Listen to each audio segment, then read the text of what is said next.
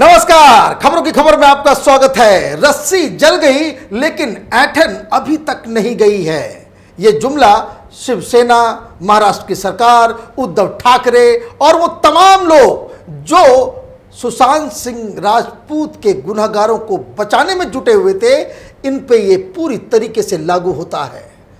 इस सुशांत सिंह के केस में सुप्रीम कोर्ट का क्लियर कट फैसला आ गया है और इससे साफ फैसला कभी भी इस तरह से नहीं मिलता है जहां कोई लूप होल नहीं है।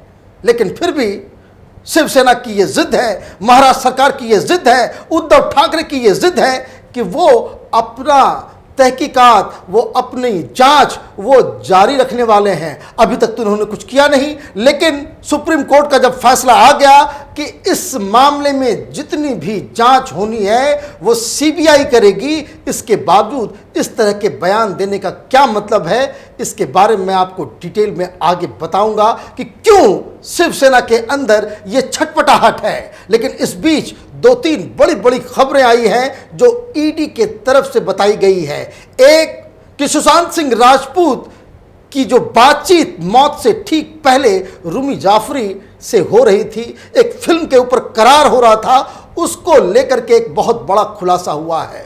कुछ पैसे की लेन देन है और ईडी ने आज रूमी जाफरी को तलब किया है उससे पूछताछ करने के लिए कि क्या जो पैसे, जो डील सुशांत सिंह राजपूत के साथ हो रहे थे, उसका कोई कट, उसमें कोई दलाली, उसमें कुछ बिचौलिए के नाम पे कुछ पैसा क्या रिया चक्रवर्ती को भी ट्रांसफर किए जा रहे थे। क्योंकि ये एक बड़ा सवाल उठ रहा है। ईडी की तहकीकात से ये बात सामने आ रही है कि रिया चक्रवर्ती जितनी भी डील सुशांत सिंह राजपूत की किसी कंपनी के साथ होती थी, ये अलग से वो पैसे लिया करती थी। और अगर ये साबित होता है तो ये समझिए कि एक बहुत बड़ा मामला रिया चक्रवर्ती के ऊपर आ जाएगा। क्योंकि अब तक जो तहकीकात में मालूम चल रहा है कि जितने सारे लोग, जितने भी मैनेजर हों या सुशांत सिंह राजपूत के साथ जुड़े हुए लोग हों, रिया चक्रवर्ती के परिवार के अलावा सब यही कह रहे हैं कि सुशांत सिंह राजपूत के से जुड़े हुए जितने भी फिनेंशियल डिसीजंस थे वो रिया चक्रवर्ती लिया करती थी। मतलब ये रिया चक्रवर्ती ने उसके एटीएम कार्ड को, उसके क्रेडिट कार्ड को, उसके बैंक अकाउंट को, ये सब के ऊपर उसने अपना कब्जा जमा लिया था। और तो और खबर ये भी आ रही है कि सुशांत सिंह राजपूत को रिया चक्रवर्ती ने कई दिनों तक बेहोशी की हालत में रखा और जिसकी वजह से वो कुछ कर नहीं पा रहे थे, वो सोते रहते थे। और सबसे गंभीर आरोप ये लगा है कि सुशांत सिंह राजपूत के नाम पे फर्जी दस्तखत ये रिया चक्रवर्ती उनके चेक्स पे कराया करती थी। अब ये तहकीकात का मसला है, ये खबरें तो आ रही हैं, लेकिन अगर इसकी पुष्टि हो जाती है, रिया चक्रवर्ती की मुसीबत और भी ज़्यादा बढ़ जाएगी।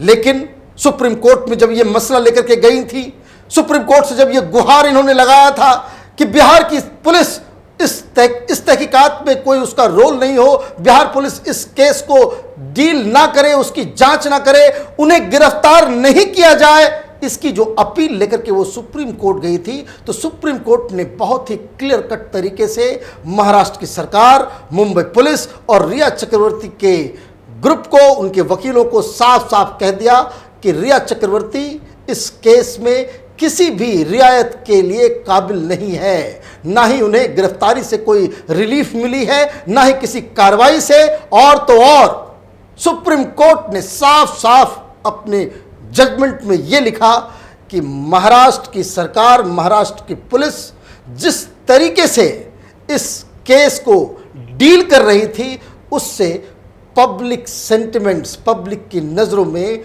उसमें कई सारे लूप होल्स हैं। और जो कार्रवाई मुंबई पुलिस की तरफ से हो रही थी, उससे जस्टिस मिलना बड़ा मुश्किल था।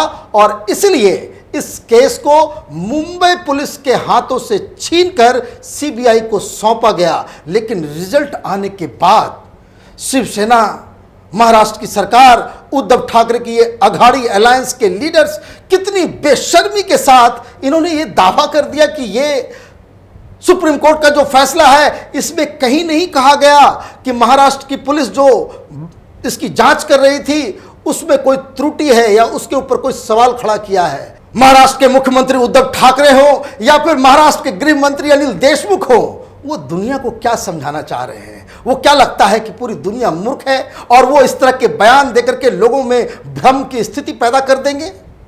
अगर मुंबई पुलिस की तहकीकात सही जा रही थी तो सीबीआई को सुप्रीम कोर्ट इस केस को सौंपती ही क्यों?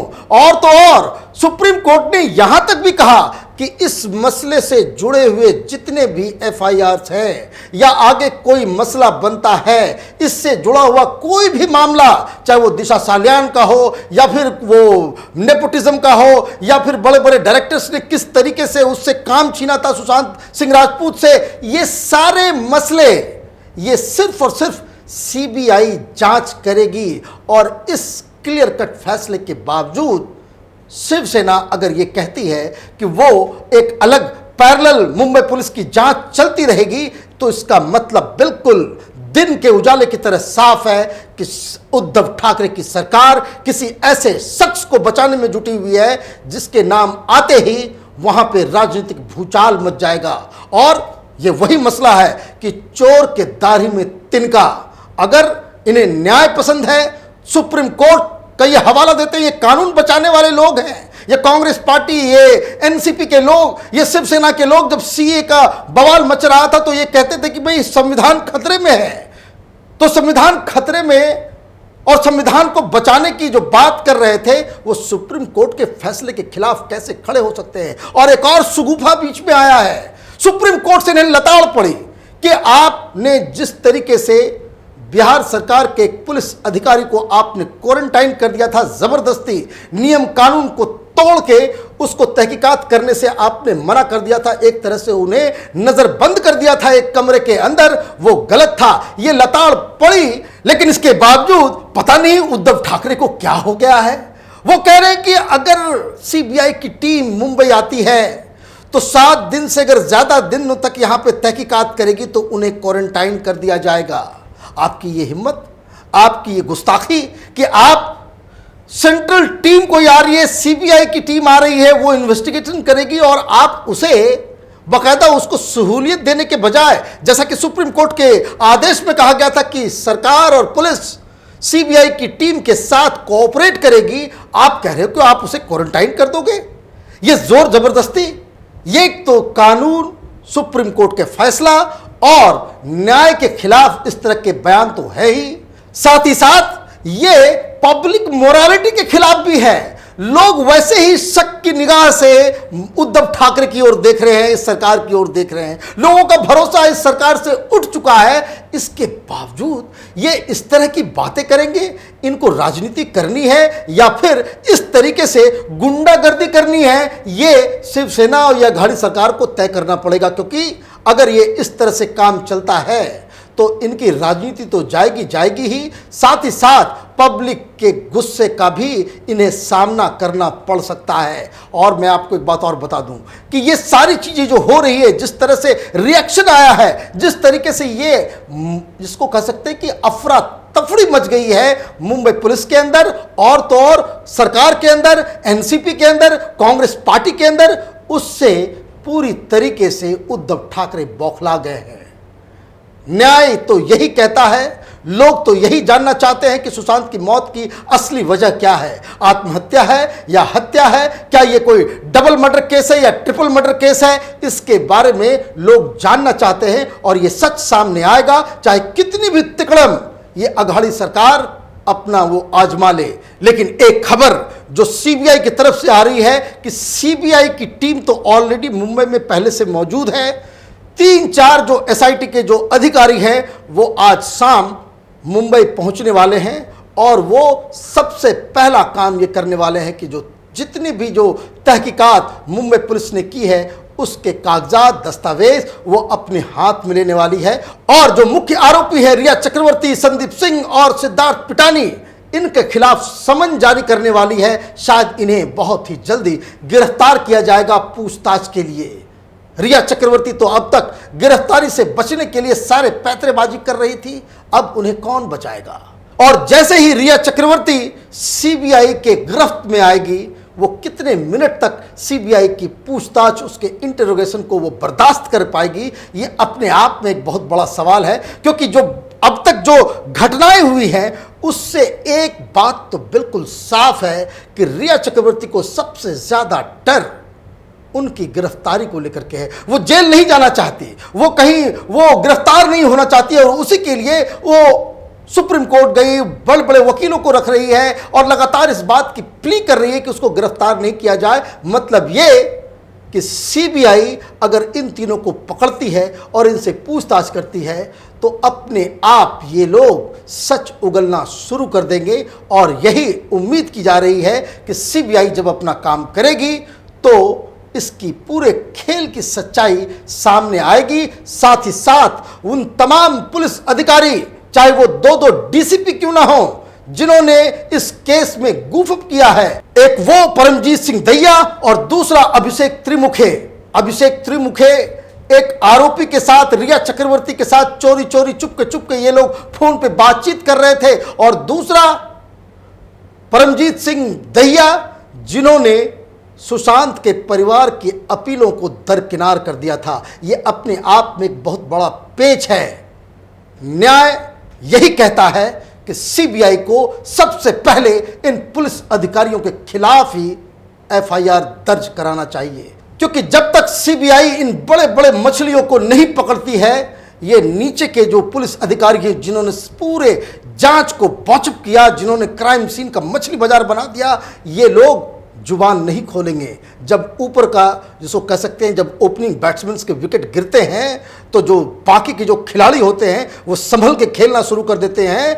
तो वही हाल मुंबई पुलिस का होने वाला है। तो कहने का मतलब यह है कि सीबीआई दो लेवल पे एक जांच करने वाली है। एक वो लोग जो दिशा साल्यान और सुशांत सिंह राजपूत की मौत में जिनका नाम आ रहा है, जो लोग उनके घर पे थे, जिन लोगों ने पूरे क्राइम सीन के दौरान अपनी भूमिका निभाई है, जो लोग उसके घर में मौजूद थे, ये अलग किस्म के लोग हैं। और दूसरा लेवल होगा कि जो पुलिस से जो मिस्टेक हुआ है, किसके कहने पे, किस पॉलिटिकल लीडर के फोन कॉल के बाद इन लोगों ने ये गुफअप किया है, इसका पता लगाने का काम सीबीआई को जरूर होगा। और ये देश जानना चाहता है कि ये सीबीआई किस तरीके से, कितनी जल्दी इन गुनहगारों को अपनी गिरफ्त में लेती है। सीबीआई अपनी जांच में जुट गई है, लेकिन पिछले 2 महीने में करोड़ों लोग सुशांत के लिए न्याय मांग रहे थे, उस सीबीआई की जांच मांग रहे थे। कई सारे लोगों ने कैपिटल टीवी को भी इसके लिए धन्यवाद दिया है। हम लोग सिर्फ अपना काम कर रहे थे। लेकिन एक गुजारिश मैं जरूर करना चाहूंगा कि ये जो सुप्रीम कोर्ट का फैसला है और ये जो जांच हो रही है और जिस तरीके से इसको एक राजनीतिक रंग दिया जा रहा है, इस पे अगर आपको कुछ कमेंट करना हो तो आप अपने व्हाट्सएप के जरिए अपनी राय हमें वीडियो बना करके भेजें। नीचे हम अपना नंबर दे रहे हैं, इस नंबर को रोक करके देख लीजिए और उस वीडियो को आप व्हाट्सएप करें, उसे हम कैपिटल टीवी में चलाएंगे और आपकी क्या राय है पूरी दुनिया को बताएंगे। तब तक आप देखते रहिए कैपिटल टीवी। हमारे वीडियोस को लाइक कीजिए, शेयर कीजिए और हमारे चैनल को सब्सक्राइब कीजिए। धन्यवाद।